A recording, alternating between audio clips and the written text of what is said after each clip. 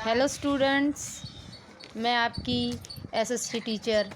मैंने आपको first chapter इतिहास का कंप्लीट करवा दिया, क्या कब क्यों और कैसे। और उससे रिलेटेड मैंने आपके क्वेश्चन भी आपको समझा दिए हैं, एमसीक्यूज़ और वैशो। आज मैं आपको शॉर्ट क्वेश्चन समझाऊंगी जिन्हें लघुरात्मक प्रश्न कहते हैं। फर्स्ट क्वेश्चन है हमारा, भारत के नामकरण की कहानी का वर्णन करो। हमने जो चैप्टर पढ़ा था उसमें पता चला था हमें कि हमारे देश भारत का नाम कैसे पड़ा। इसका आंसर है, हम अपने देश के लिए इंडिया या भारत जैसे नामों का प्रयोग करते हैं, क्योंकि जो इंडिया शब्द है किससे निकला है? इंडस से निकला है, जिसे संस्कृत में लोग क्या कहते थे? सिंधु कहते थे। आज से लगभग 2500 वर्ष पहले जो उत्तर पश्चिमी की ओर जाने वाले जो ईरानी और यूनानी थे, उन्होंने सिंधु को क्या कहा था? हिंदोस और इंदोस, क्योंकि जो ये नदी है इसके पूर्व में स्थित जो भूमि है उसके सारे प्रदेश को ही वो इंडिया कहने लगे।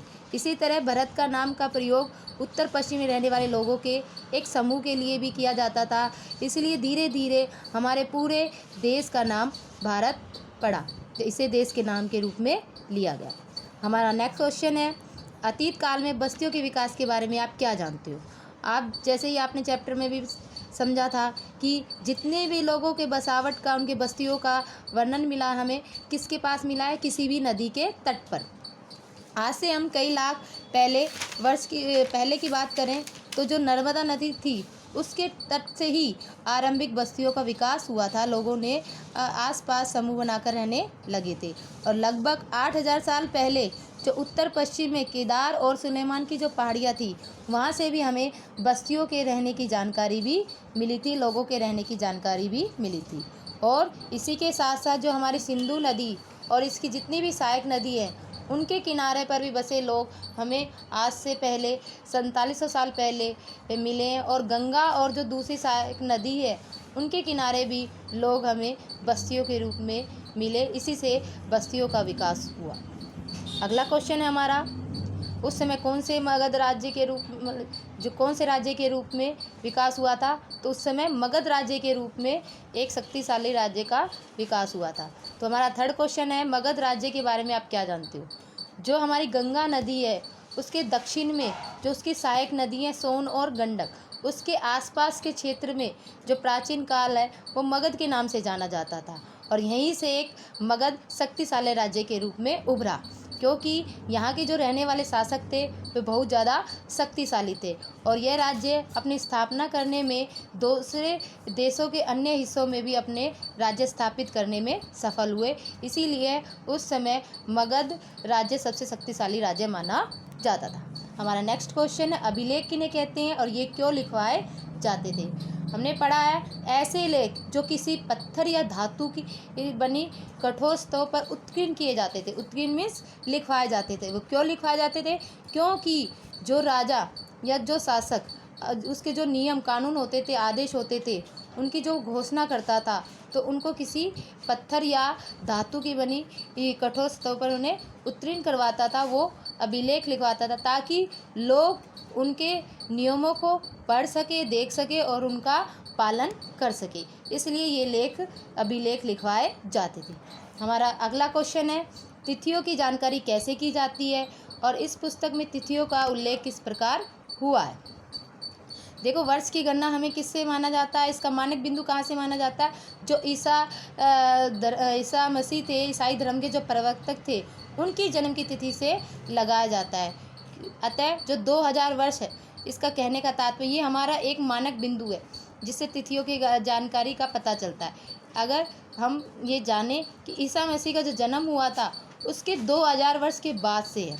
अगर ईसा मसीह के पूर्व की तिथि हमें जानना है तो उससे पहले हम ईसा पूर्व लगाएंगे, यानी कि ईसवी पूर्व से पहले मानी जाएगी। इसलिए इस पुस्तक में 2000 को एक आरंभिक बिंदु मानते हुए जो पहले की समय की पूर्व की तिथियों का उल्लेख किया जाता है, वर्णन किया जाता है। हमारा अगला क्वेश्चन है, अतीत में लोग जोखिम भरी यात्रा यानी कि मुश्किल भरी यात्राएं कैसे करते थे? अतीत में जो हमारा भारतीय उपमहाद्वीप है, इसमें लोग निम्नलिखित कारणों से जोखिम भरी यात्राएं करते थे।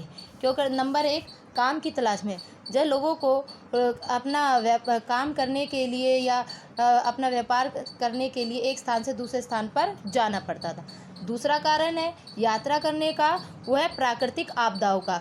किसी भी प्राकृतिक आपदा के कारण, जैसे कोई बाढ़ आ गई, कोई भूकंप, कोई भी सुनामी, किसी भी प्राकृतिक आपदा के कारण लोगों को एक स्थान से दूसरे स्थान पर उस जगह को छोड़कर जाना पड़ता था। नंबर 3, बड़े बड़े राजा होते थे, जब वो युद्धों की घोषणा करते थे, एक दूसरे राजा से उनकी जब लड़ाई होती थी, युद्ध होता था, तो वो अपनी सेना को भी एक प्रदेश से दूसरे प्रदेश में ले जाते थे, जिससे वो सैनिक विजय हासिल करते थे।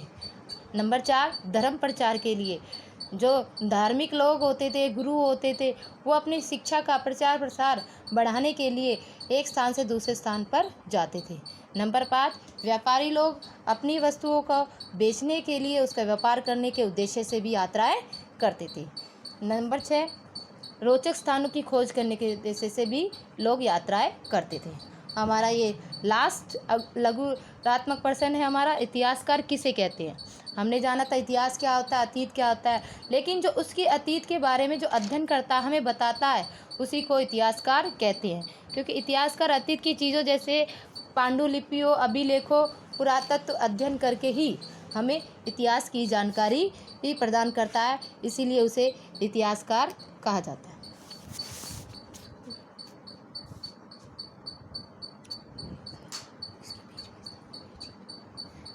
आज के लिए आपका इतना ही।